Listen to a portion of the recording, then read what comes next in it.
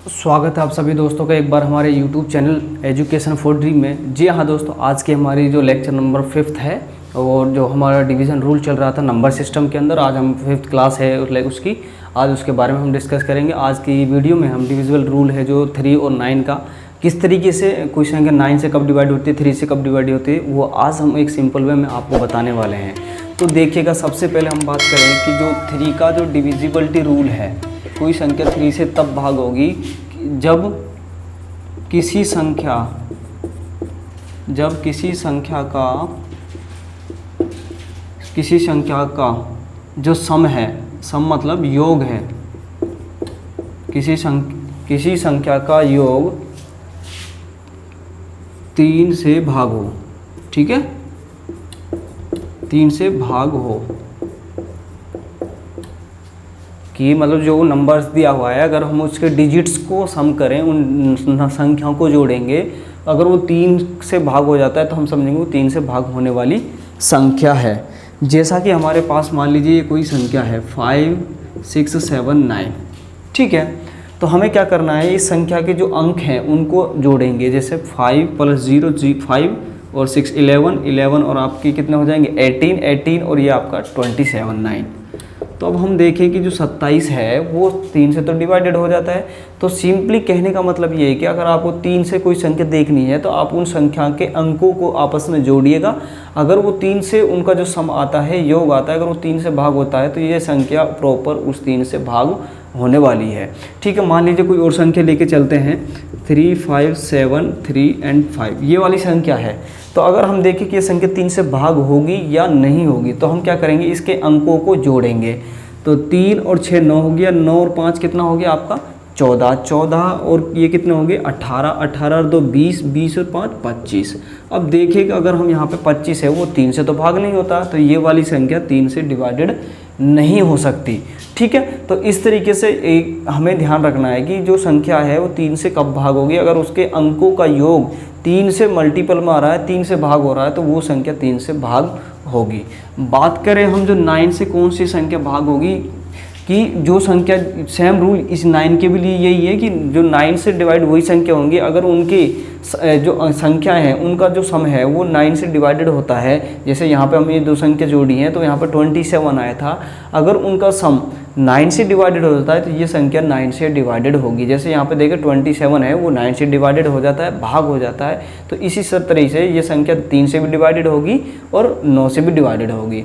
ठीक है, तो एक जो नया टॉपिक है वो क्या है कि डिजिटल सम। डिजिटल सम क्या होता है, ठीक है, देखिएगा डिजिटल सम क्या होता है कि कोई भी संख्या है अगर आप उसको 9 से डिवाइडेड कर रहे हैं, 9 से डिवाइडेड करने के बाद जो शेषफल बचता है वही उस संख्या का डिजिटल सम होगा। कहने का मतलब है अगर कोई भी संख्या आपको दी हुई है, अगर आप उसको 9 से डिवाइडेड करते हैं, कोई रिमाइंडर बच जाता है, कोई शेष बच जाता है, तो वो उस संख्या का क्या होगा, डिजिटल सम होगा। फॉर एग्जांपल मान लीजिए हमारे पास कोई संख्या इस तरीके से है। ठीक है, ये हमारे पास संख्या है और हमें इसका डिजिटल सम निकालना है। तो सबसे पहले क्या करेंगे, इन संख्याओं को जोड़ेंगे। 10 और 3 13, 13 और 6 कितना हो गया आपका 13 और 6 हो गए हमारे 19, 19 और 5 हो गए 24, है ना। 19 और 5 हो गए हमारे 24, 24 और 6 हो गए हमारे 23। अगर हम इसको 9 से डिवाइडेड करेंगे तो 9 तिया होता है 27, है ना, 9 तिया 27, तो आपके 3 बचेंगे। तो इस संख्या का जो रिमाइंडर है वो 3 है। तो इसीलिए जो इस संख्या को अगर हम 9 से डिवाइडेड करेंगे तो यहाँ पे जो रिमाइंडर बचेगा वो कितना बचेगा, 3 बचेगा। तो वो उस संख्या का क्या होगा, डिजिटल सम होगा। ठीक है, और सबसे आसान तरीका क्या है कि आप किसी संख्या का डिजिटल सम निकालना हो तो सबसे पहले क्या करेंगे, यहाँ से 9 कैंसिल करने की ट्राई करिएगा। 4 और 5 9, ठीक है, 6 और 3 9। अब हम देखें कि यहाँ पे बच गया 12। ठीक है, अब 12 को आप 9 से डिवाइड कर दीजिएगा, सिंपली आपका रिमाइंडर बच जाएगा। फॉर एग्जांपल जैसा कोई और क्वेश्चन लेते हैं 3 6 2 5 3 6, ये वाला क्वेश्चन हो तो और हमें इसका डिजिटल सम निकालना है, तो हम क्या करेंगे, सबसे पहले यहाँ से 9 कैंसिल करने की कोशिश करेंगे, है ना। और इसके बाद देखें और 9 कहाँ से बन सकता है, 3 और ये 9, तो यहाँ पे बन गया 7। तो यहाँ पे जो इसका डिजिटल सम आएगा वो पॉइंटों में आएगा। ठीक है, क्योंकि हम 7 को जब 9 से डिवाइड करेंगे तो हमारा जो डिजिटल सम है वो पॉइंटों के अंदर आएगा। तो कहने का मतलब ये है कि उस संख्या को अब 9 से डिवाइडेड करने के बाद जो रिमाइंडर बचता है वो उस संख्या का क्या होता है, डिजिटल सम होता है। ठीक है, तो ये तो थे बेसिक तरीके कि आप 3 से संख्या कौन सी डिवाइडेड होती है, 9 से कौन सी संख्या डिवाइडेड होती है। अब हम थोड़ी आगे की तरफ चलेंगे कि 5 और 25 और 125। ये कि जो किसी संख्या का जो लास्ट का अंक है, किसी संख्या का जो लास्ट डिजिट है, लास्ट डिजिट मतलब जो लास्ट का अंक है, या तो वो 0 हो या वो 5 का डिविजिबल, 5 का मल्टीपल हो, मल्टीपल ऑफ 5 या 5 का गुणज हो, है ना। जैसे फॉर एग्जांपल हमारे पास ये संख्या है, तो हमें क्या करना है, लास्ट वाला डिजिट देखना है। अगर लास्ट वाले डिजिट को देखें तो यहाँ पे कितना है, 0, तो हमें पता है कि 0 है ना। तो अगर वो लास्ट की संख्या 0 है या 5 का मल्टीपल है, 5 का मल्टीपल मतलब 5 हो या 10 तो 0 नहीं आ जाएगा, 15 हो या 25 20 वो 0 में आएगा। तो कहने का मतलब ये है कि अगर हम लास्ट वाले अंक को देखें तो यहाँ पे 0 दिखाई देगा, तो इसलिए ये संख्या 5 से डिविजिबल होगी।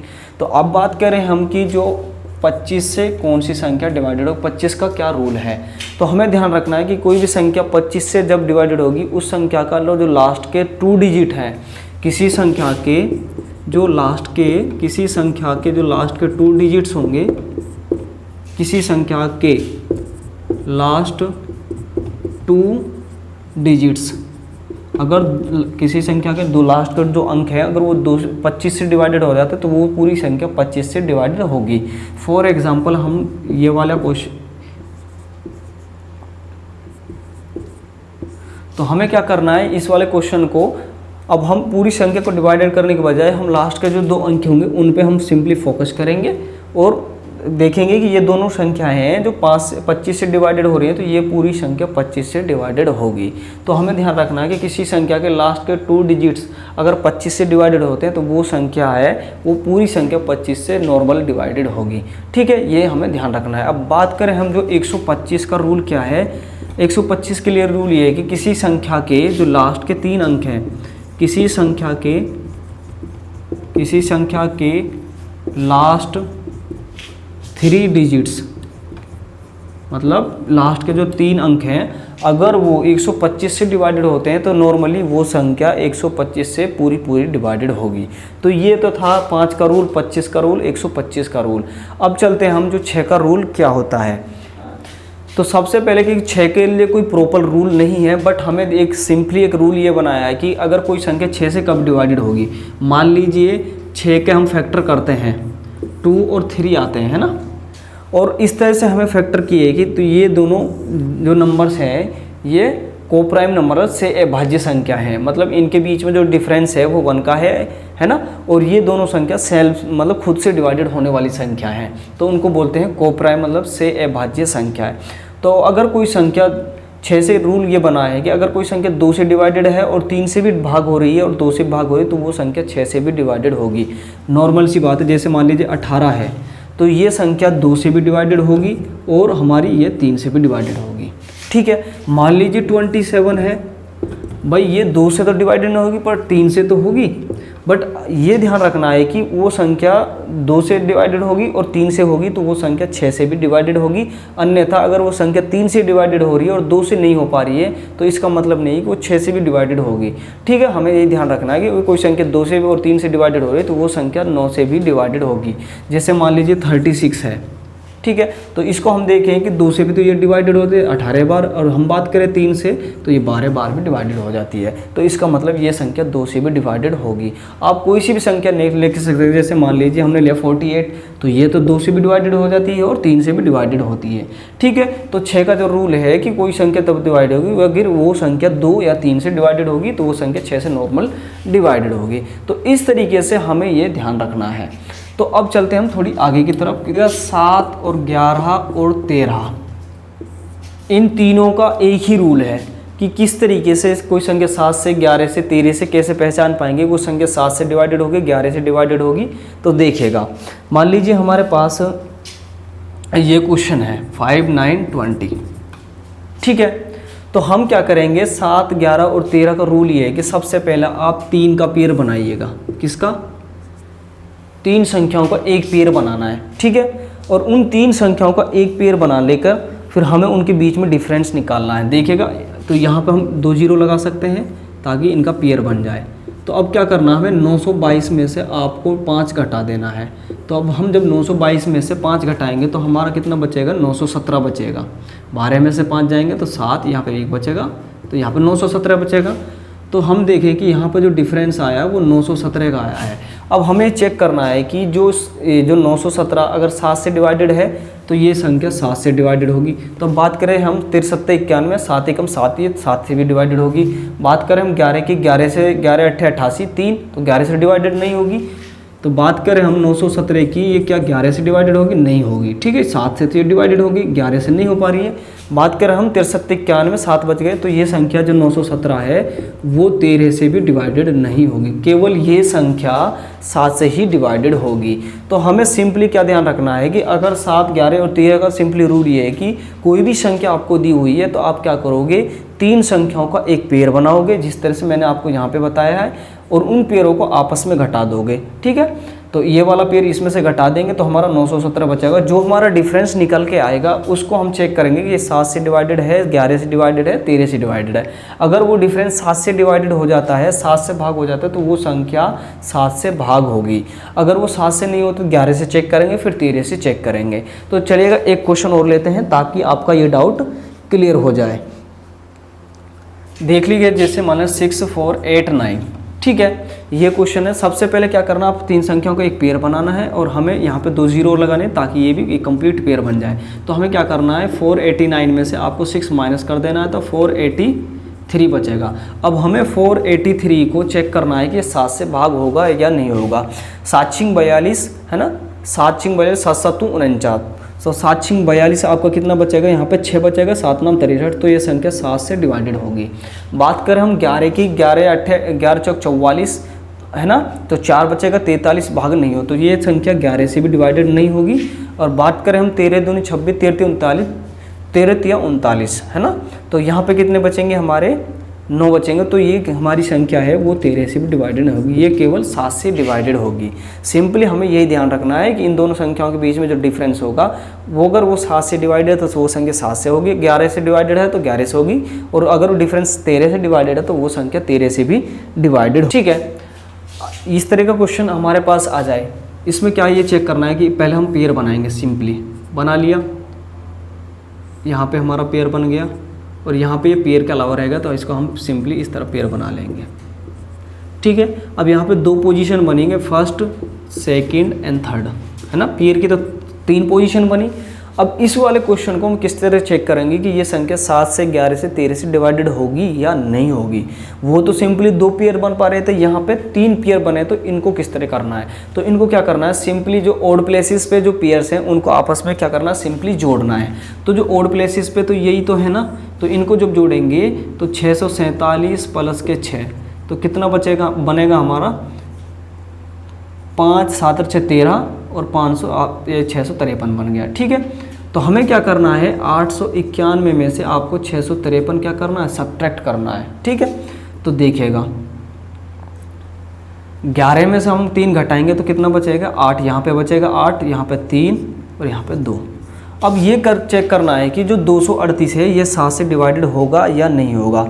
बात करें हम 7 से 7 या 21 है ना, 2 बच गए, 7 चौक 28, तो ये संख्या टोटली 7 से डिवाइडेड होगी। बात करें हम 11 से, 11 दूनी 22 और 18 हो गया तो 11 से डिवाइडेड नहीं होगी। 13 से बात करें, 13 एकम 13, तो 10 बच गया, तो 13 से भी ये संख्या डिवाइडेड नहीं होगी, ना तो ये 11 से होगी ना ये 13 से डिवाइडेड होगी। तो हमें ध्यान रखना है कि अगर इस तरह का कोई क्वेश्चन आ जाए तो आपको सिंपली क्या करना है, ओड प्लेसेस के जो पेयर हैं उनको आपस में जोड़ देना है, फिर आपको जो मिडल टर्म होगी उसमें से उसको घटा देना है। तो इस तरीके से आपको नॉर्मल ये जो क्वेश्चन है इस तरह से ध्यान रखना है। यार एक रूल क्या है, सबसे पहले क्या है कि कोई संख्या, जैसे मान लीजिए हमारे पास ये 2 संख्या लिखी हुई है, जैसे यहाँ पे ये 6 6 4 5 2 कि कोई संख्या 11 से कैसे डिवाइडेड होगी। तो हमें क्या करना है, जो ओड प्लेसेस पे संख्या है उनका सम कर दीजिएगा। 1 और 6 7 और 5 कितने हो गया आपके 12, ठीक है। तो कितना हो गया 12। बच गए इवन प्लेसेस, ये आपका 10 और ये 12, 12 माइनस 12 इक्वल्स टू 0। ठीक है, अब देखिए कि जो 0 को अगर हम 12 से डिवाइड 11 से डिवाइड करते हैं तो कितना आंसर आता है 0। तो इसका मतलब ये संख्या क्या होगी, 11 से डिवाइडेड होगी। अब हमें क्या ध्यान रखना है कि जो ओड प्लेसेस पे जो संख्याओं का सम है, वो जो सम प्लेसेस पे संख्याओं का सम को आपस में घटा देना है। जो यहाँ पे बचेगा या तो 0 बचेगा या 11 का मल्टीपल बचेगा।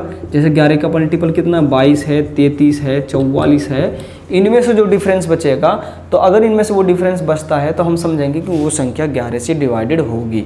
जैसे मान लीजिए ये क्वेश्चन है 7 9 4 5 9 3 8, तो हमें क्या करना है, ओड प्लेसेस को जोड़ना है। 11 हो गया, 11 और 9 कितने हो गए हमारे 20, 11 और 9 20 और ये 28।